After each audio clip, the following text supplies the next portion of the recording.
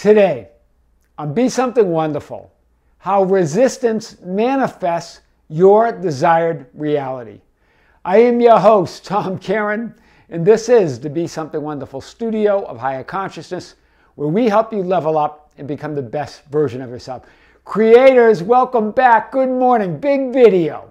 This started actually with a session that I had yesterday with a client that said, you know, Tom, I'm just experiencing a lot of resistance. And I really believe it's keeping me from what I want. And I don't know how to push past it. And then in a great session that I just had this morning, one of my clients was talking about that, Tom, I just believe a lot of the adversity that I've been through, or what we would call resistance, has been necessary to get me to where I wanted to be. So guys, I want to talk about these ideas and more because yes, resistance and change is what creates and manifests reality. It's a required part of reality creation. But here's the thing.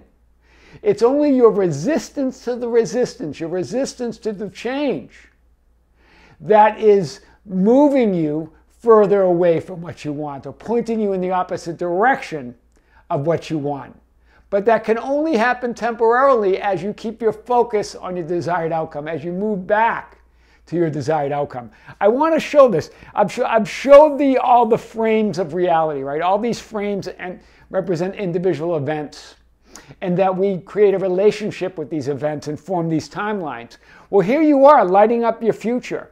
And so you move to a favorable timeline, right? And as you keep lighting up your future, you keep moving. But any one timeline, for instance, if you move here, you may consider being here, the events around you, interpret that as the resistance, because remember, you need resistance to move, as negative. And if you interpret that resistance as negative, then you are creating resistance on the resistance.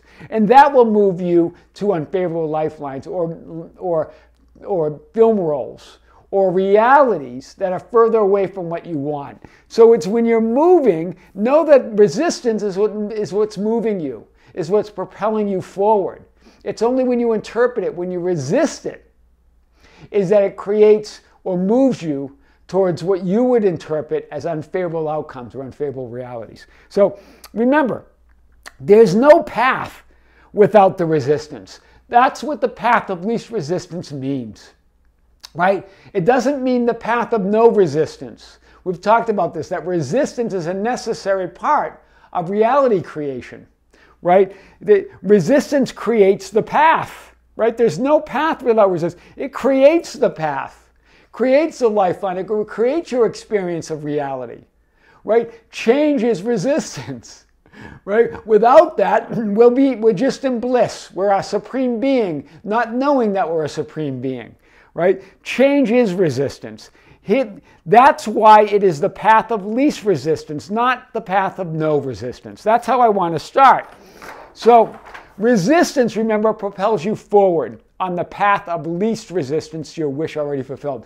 I did a short yesterday that links to a video that I've talked about this idea of the path of least resistance not being the path of no resistance, right? Resistance is built in, hear this, into the path, into the script. It's built in. Resistance is part of the script. Follow the script. That's why we always say follow the script. The script is written. It's when we resist the script, we're resisting resistance. And we move to lifelines or film roles that we would label or judge as undesirable. Remember, resistance is built in to the path in the script. The script is written, as A Course in Miracles says. You can't change any one lifeline or any one script. What you can do is light up your future frame and move to the film role, the reality, the lifeline of your desired outcome. But when you resist the resistance, the organic resistance that's part of reality creation, that is what points you in the opposite direction. That's what points you to, quote, unfavorable lifelines. The script, all scripts are written, right? So when you resist the resistance or current path or script, you're moved to another unfavorable, as judged by you, script's film rolls, or lifelines further away from your desired end. But remember, further away, we say that, right? But it's all within you. So you're always just a thought, an assumption, or just a belief away from all you desire. So you're only further away in terms of your assumptions and beliefs. But you're always just a thought, belief, and assumption away from what you want. That's the paradox, right? It feels distance from you, but it's not. It's all within you. That's big. So there's no reality creation without movement and change, or in other words, resistance. Reality creation, resistance is part of reality creation. Change and movement is part of reality creation. That's why in Genesis it says, and the Spirit of God moved upon the face of the waters. Genesis 1:2, on the surface, was hovering, I think in some interpretations, or was moving upon the waters, upon the surface. Right? That's reality creation. That's creating reality. That's God moving upon itself. That's you moving within. Resistance in the appearance of what you don't want, or in other words, what you no longer choose, is evidence of proof you have moved or are moving into your new reality and version of yourself. Do you see it? We many times, as we move a lifeline or a film roll, we look at it as evidence that we're not closer to what we want, that we're not moving to our heart's desire. We're looking at it as evident, that resistance as evidence of who we are, as opposed to evidence of who you no longer are. Right? Remember, resistance in the appearance of what you don't want is evidence of proof you have moved. It's evidence of who you are no longer. Do you get it? It's evidence of a reality that you're no longer occupying. That's what resistance is. That's what opposites are. Right? They're evidence of proof you have moved. You're moving into a new reality and version of yourself. The script is the script. The path is the path. The process is the process. Don't confuse any of it with not getting your manifestation or perceiving or moving to your desired outcome. You're confusing that resistance that you're seeing, the process, the script, the path. You're confusing it with your desired outcome. Don't confuse them. Your desired outcome is there. You just need to focus on it. That's all leading you to it. That resistance, that change, that opposite that you're seeing and experiencing is evidence of who you are no longer. It's evidence of a reality that you no longer choose. Use it, instead of using it, looking at it, to start thinking and feeling that you're not in your wish fulfilled. You use it to deepen your identity with your desired outcome. Deepen your identity with your new version of yourself, right? That's powerful, right? So the script, that path, that process, that resistance is not the outcome. Rather, it's the required change moving you to your desired outcome. You're confusing that with the outcome. It's not the outcome. It's the required change. It's the movement, that resistance, that script, that process, that path to your desired outcome. Life is the script. It's the path. It's the process and resistance. How do you know you are all that is? Be in perfect love without experiencing something relative to it. So remember that life is the script. It's the path. It's the process. It's resistance. So how do you know you are all that is? In other words, how do you know you're perfect love and perfect light without experiencing something relative to it? It's all part of relativity. It's all part of experiencing that life within you, that love within you, right? That change, that movement. It's all part of it, right? We talked about the idea of thrust and drag, talking about when planes take off.